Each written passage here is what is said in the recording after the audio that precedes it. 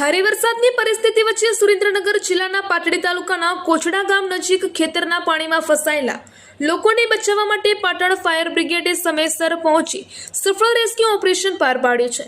ગત તારીખ 24 જુલાઈના રોજ જિલ્લા કલેક્ટર શ્રી ડોક્ટર પ્રશાંત જીલોવાના સીધા માર્ગદર્શન હેઠળ નિવાસી અધિક કલેક્ટર શ્રી ડોક્ટર મેહુલ બરાસરાના ધ્વનિ સંદેશના આધારે પાટણ નગરપાલિકાના ચીફ ઓફિસર શ્રીમતી હિરલ ઠાકર અને station fire officer Shri Ashwin પ્રજાપતિએ તાત્કાલિક ફાયર ટીમને બોટ સાથે રવાના કરવાની કામગીરી હાથ ધરી હતી।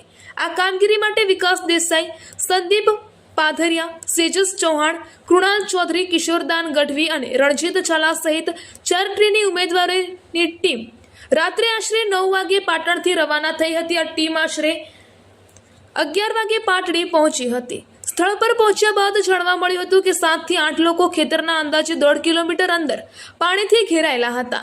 મુશ્કેલ પરિસ્થિતિમાં ટીમે લગભગ 1 કિલોમીટર સુધી બોટને ખેંચીને આગળ લઈ જઈ અને ત્યારબાદ આશરે 500 મીટર પાણીમાં બોટ દ્વારા પહોંચીને તમામ ફસાયેલા લોકોને સલામત રીતે બહાર કાઢ્યા હતા।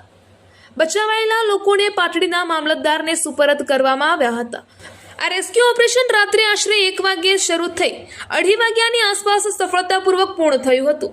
આ કામગીરી પૂર્ણ થયા બાદ પાટણ ફાયર બ્રિગેડની ટીમ પરત ફરી હતી।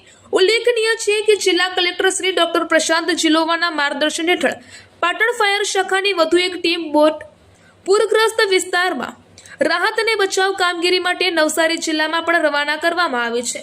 આ સમગ્ર કામગીરી દરમિયાન પાટણ ફાયર બ્રિગેડની ટીમે જોખમ વચ્ચે ત્વરિત પ્રતિસાદ, બહાદુરી અને ફરજ નિષ્ઠાનું ઉત્તમ ઉદાહરણ પૂરું પાડી માનવ જીવન બચાવવામાં મહત્વપૂર્ણ યોગદાન આપ્યું।